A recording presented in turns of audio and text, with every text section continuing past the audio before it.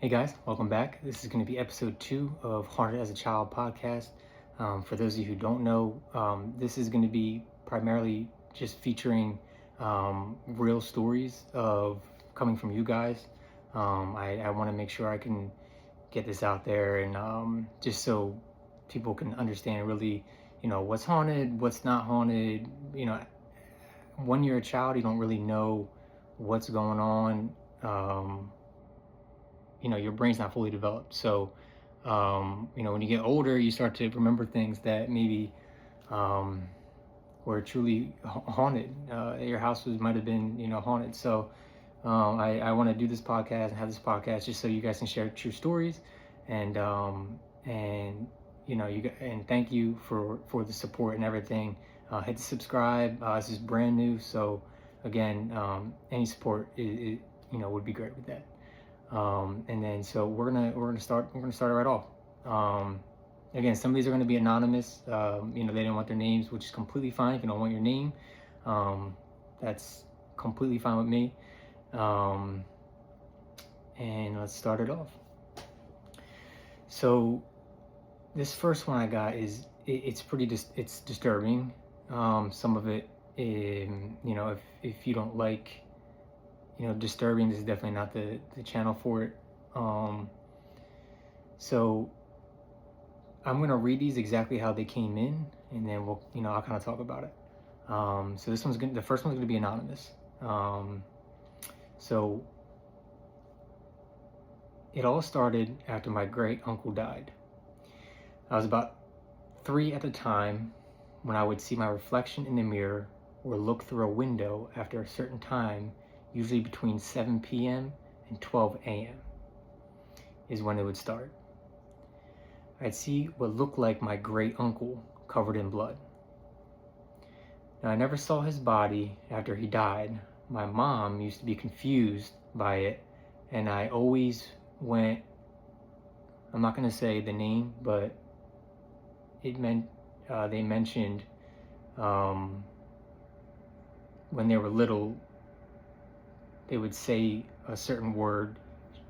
The person would say a certain word to their parent that they didn't understand.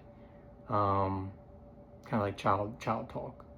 I couldn't really talk,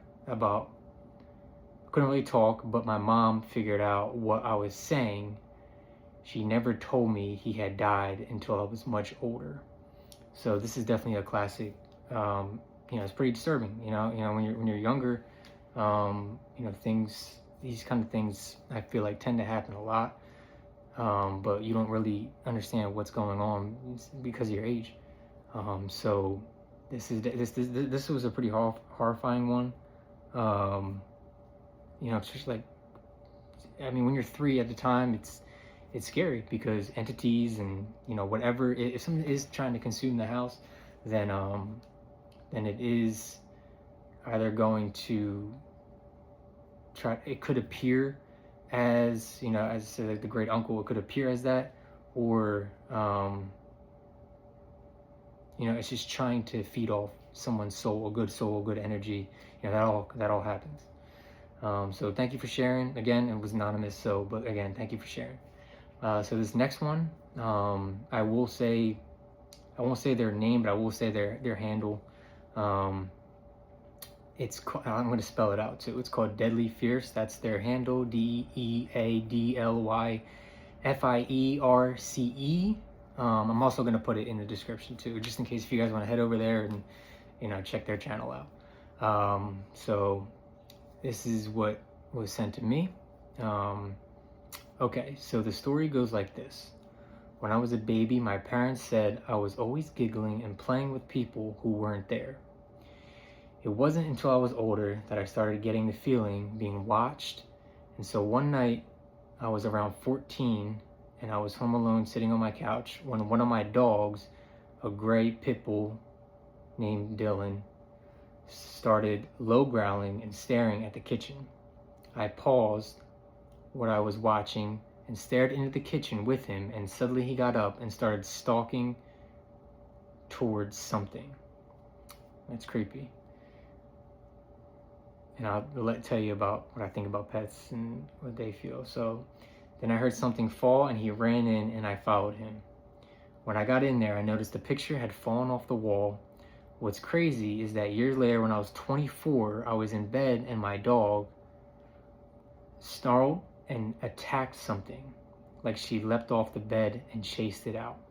So this is definitely something. I mean, I would just say thank you for sharing that story. Definitely it was a creepy story. I have 3 cats. Pets have different frequencies, so they say that they can sense evil, or if a cat's looking or sitting on your chest, then it's kind of taking that bad energy away from you. And that's I definitely believe that. I believe that is true. Pets do or tend to they have better hearing, they have better just pretty much everything. Their senses are better than ours is the best way to explain it. And it seems like that's what was happening here, where your pet sees things that we don't, and that's definitely something that's true. All right, so this third and last one for today, I'm gonna make this podcast short. And again, I'm gonna be doing this a lot, so just give me some good stories, and I'll read them and support the channel and subscribe, and we'll keep going. So this last one is going to be anonymous as well. This is a pretty long one. So it goes like this. So when I was about 12 years old, I was sitting in my room playing. My house was a 3-bedroom, 2-bathroom with a full basement and surrounded by the woods. I loved playing in the woods, but there were points you felt like you were being watched or followed. So earlier in the day, my friend Blank and I were playing in the woods. We found a tree that had fallen and were sitting there crawling on it, talking about school, when all of a sudden we feel this heavy gaze fall upon us. It was so eerie, it made us freeze in our steps and stop taking kind of gaze. We look at each other and hear heavy footsteps, like a man was walking through the woods. We start bolting back to the house, freaking out, hearing the heavy footsteps right behind us. We finally get back, hanging out, and we had one other friend with us. So we were sitting in our room, talking and telling them what had happened earlier and laughing about that situation. Our friend brings up the fact that we could have been paranoid or something at that point, only because it was so quiet out there when we were there. It was so quiet out there at the time. Out of nowhere, we hear the front door shut. So I'm like, oh, my dad's home, cool. I wait to hear him whistle or humming anything, because that's usually what he does. But there's silence. Creepy. So we stay in my room and ignore it. Out of nowhere, stuff starts slamming downstairs. So me being me, I grab my softball bat that I have in my room, because at the time I was playing softball during the summer. Smart.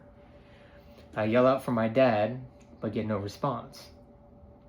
So we go back in my room and start talking again.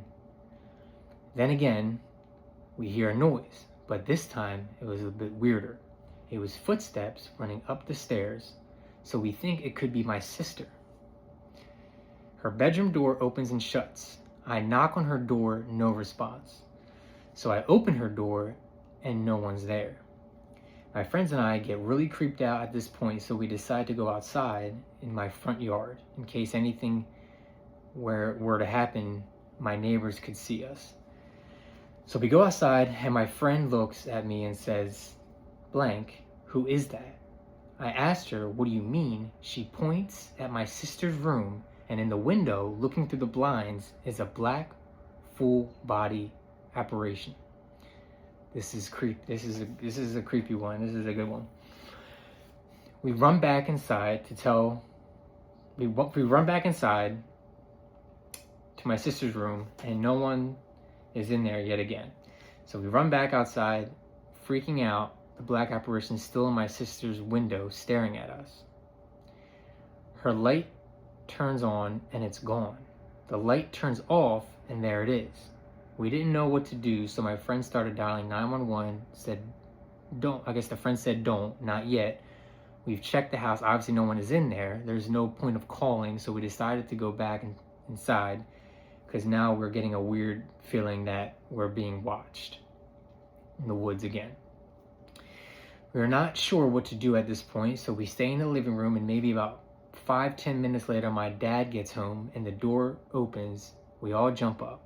He asked if everything was okay, and we told him what had happened, and my dad, being who he doesn't, my dad does not believe in the paranormal stuff, so he says we were paranoid. To this day, I can't explain what happened. My friend and I still talk about it and still makes our skin crawl. I gotta be honest with you, that was the creepiest one. That was a very creepy one. Thank you for sharing that. Again, I mean, apparitions are you know, they're real.